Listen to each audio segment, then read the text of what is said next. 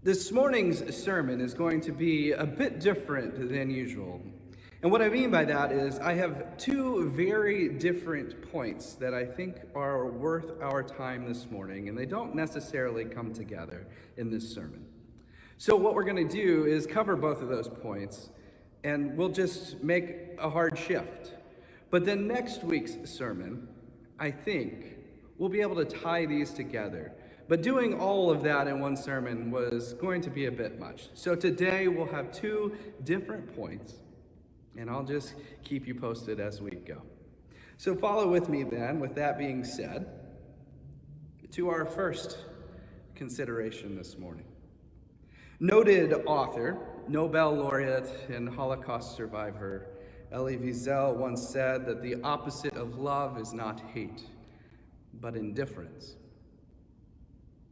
On a Sunday morning, when our scripture reading begins with language about the Jewish people from an entirely different context than we're reading it today, it seems worthwhile to begin our time together elevating his words.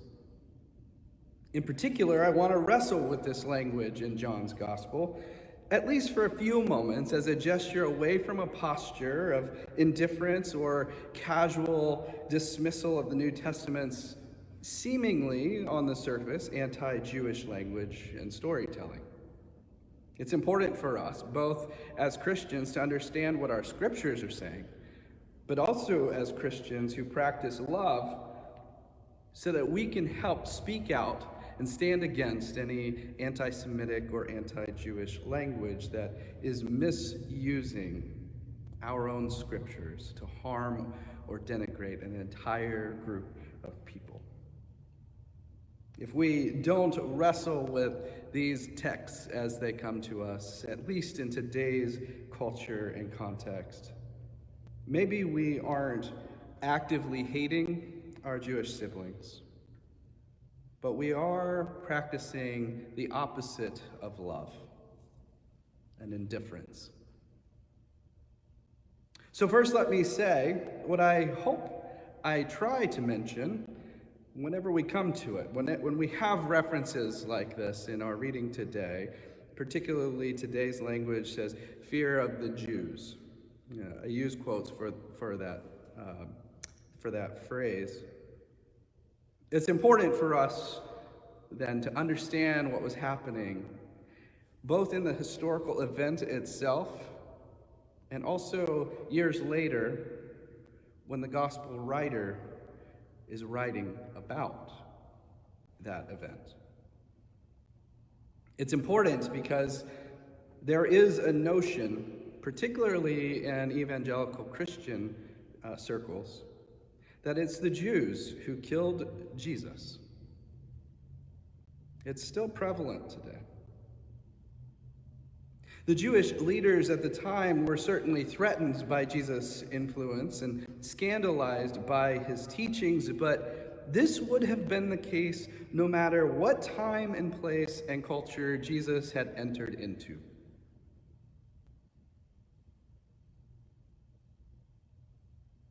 His teachings are a threat to any human power structures and influences.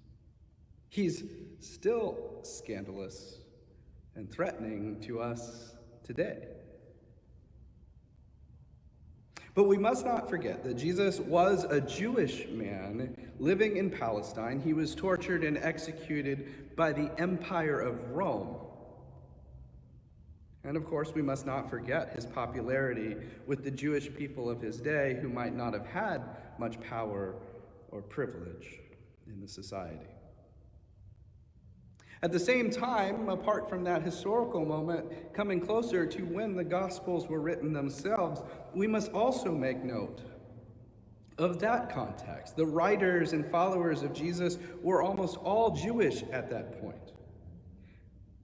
Their criticism or quick references in the scriptures about the Jewish leaders, the fear of the Jews in this case, was not to denigrate an entire group of people or an entire religious group. Jesus' disciples, and likely the authors of our New Testament, were Jewish themselves. The Apostle Paul was Jewish. At issue in that time was more of an internal struggle where multiple factions of Jewish belief and influence were diverging, ultimately resulting in at least one of these becoming a new religion that we adhere to today, Christianity. Which means two things notably: that one, Christianity was originally an offshoot of Judaism until it wasn't any longer, so there is no room for Christians today to either denigrate or proselytize Jewish people. And second, it also means that Christianity isn't easily reduced to some appropriative religion, but it's the result of an evolution that occurred over time as those who latched on to the transformative story of Jesus, a Jew, were increasingly not Jewish. Gentiles, Greeks, Africans, Europeans, Americans. In this story, then, the disciples are in hiding, fearful of some Jewish leaders who were adherents to a traditional version of Judaism at the time, or a version of it at the time, which was different than what these disciples were beginning to understand as Jesus followers. The Gospel of John, among others, was written to and for those, many of whom were Jewish adherents, of the disciples' version, again, what ultimately becomes Christianity. The purpose was never to make enemies or scapegoats of an entire race or ethnic group or religious group of people, because that would have included themselves too. Instead, they were simply trying to tell and teach Jesus and the disciples' version of God's story, which the authors and followers of Jesus felt was so compelling and transformational that they'd risk upsetting the apple cart over it. And they did. Just as still happens with Jesus' scandalously good news today, whenever we are brave enough to challenge whatever might be the unjust status quo of our time and place. So that was the first point. And as I said, I think it's too important to leave out. We owe it to our Jewish siblings after 2,000 years of these kinds of scriptures being misused. The second point, then, and this is where there will be a hard shift, and it feels a bit disconnected, but again, we'll try to tie them together in next week's sermon. So let's look a little more closely at the story itself for a few more moments then. The Jewish disciples are in hiding when Jewish Jesus appears and offers them peace. He blesses them with the Holy Spirit as a measure of his presence with them, even when he is gone. The scriptures go on to say that Thomas was himself absent from this appearance, and as he heard the tales from the disciples, he didn't believe them. And if you know the story, you know this is where the nickname Doubting Thomas comes from. Growing up, I was taught this part of the story more than anything else, that Thomas had doubts. And his doubts, that is what made him weaker or wrong. He had to see Jesus to believe. How very unreasonable of him that he couldn't believe that someone who had been executed brutally was now appearing through walls fully healed in 3 days' time. Just last night, I was on a call with Kelsey and her family. I told them that I had this bag of onions that I had bought at the grocery store a while back, and I'd stopped noticing them in the corner of the counter, on the corner of the counter, until yesterday, when their freshness became unmistakable. A couple of these onions, just a regular sweet onion, is what the bag said, they had sprouted green onions green onion stalks out of the top. Now I was mesmerized, if only because I thought these were two different kinds of onion plants.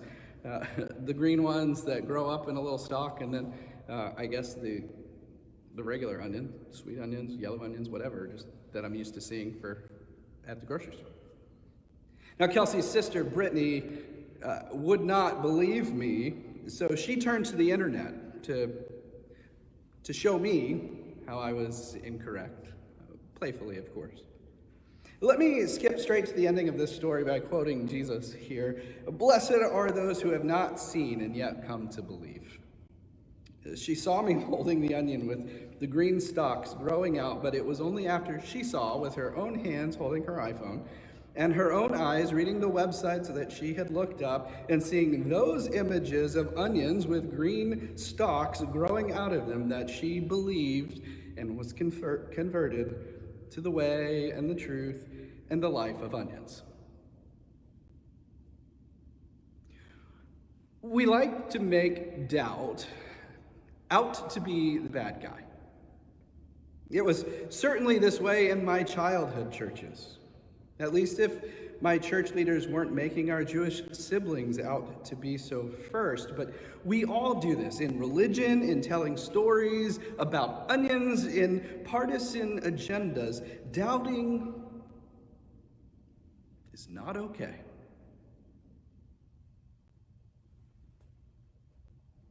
And when it comes to our Christian tradition, most of us have been taught this directly, or we intuited it from how often those who challenged things were labeled as rebels or wayward. Doubt is the opposite of faith.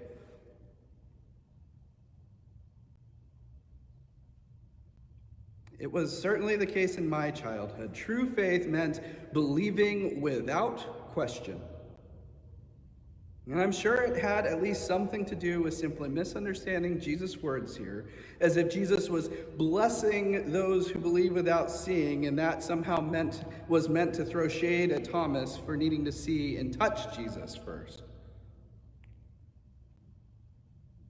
All these years later, removed from a toxic subculture of Christianity in which I grew up, I think the villainization of Thomas and the characterization of doubt as anathema to faith was more about power and control than any fidelity to the truth.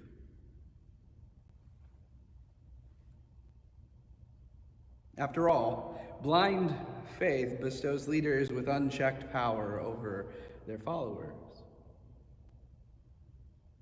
If doubt is sinful, weaker, wrong, then who would ever question anything for fear of angering God? Is there a greater fear than eternal damnation if you step out of line? Pass that down through the congregation and into familial relationships, and it's a recipe for potential and generational trauma.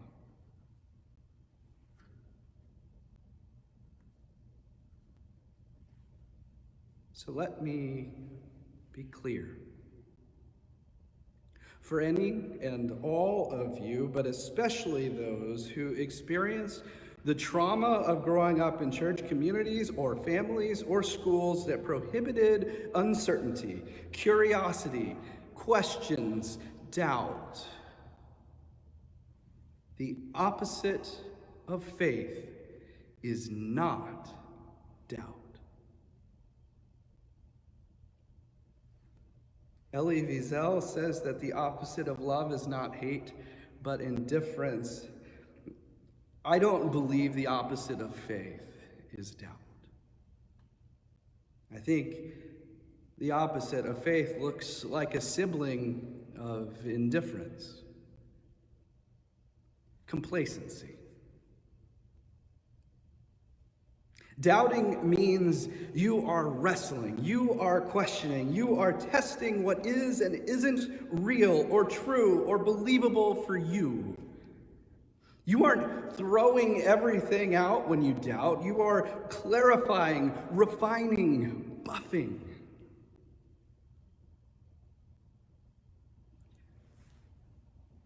We tend to think faith is merely blind acceptance,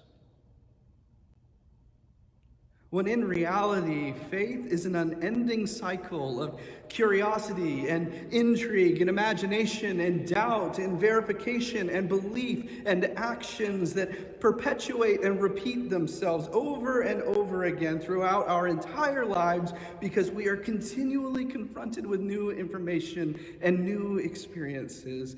Faith is not a one and done, settled and resolute decision.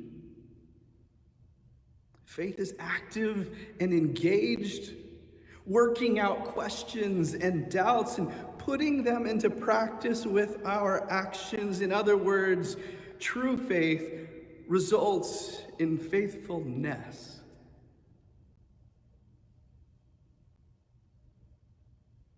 The opposite of that is complacency. If faith leads to actions that look like faithfulness, complacency is no action or no new actions, which reveals not a strong faith, but an atrophied faith. Contrary to what we were often taught, the weaker person of faith is not the doubting person, but the complacent one, who's no longer humble enough to learn something new, or who's too busy with other things to be bothered to even try.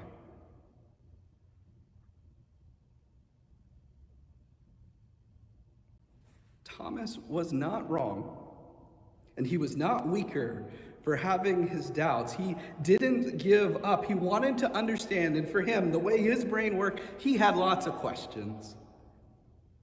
He liked proof. It's not just in this story. At an earlier point in this gospel, during the Last Supper, Jesus speaks about going to a new place and bringing the disciples with him, his followers with him. And it's Thomas who asks, "How will we know the way?"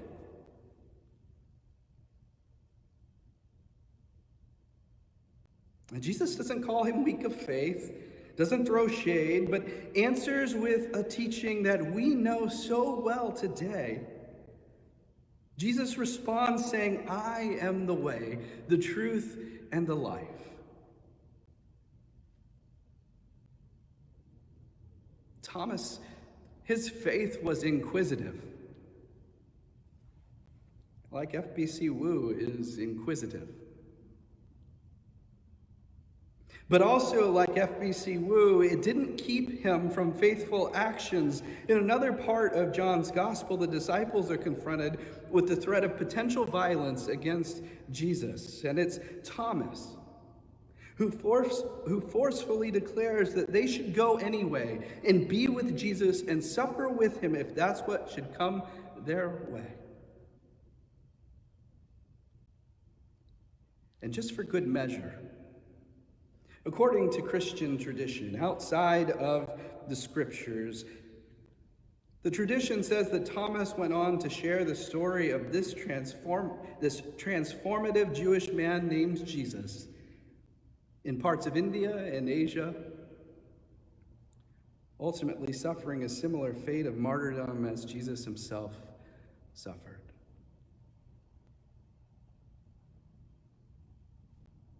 Doubting Thomas didn't lose faith at all. To the contrary, quite the opposite.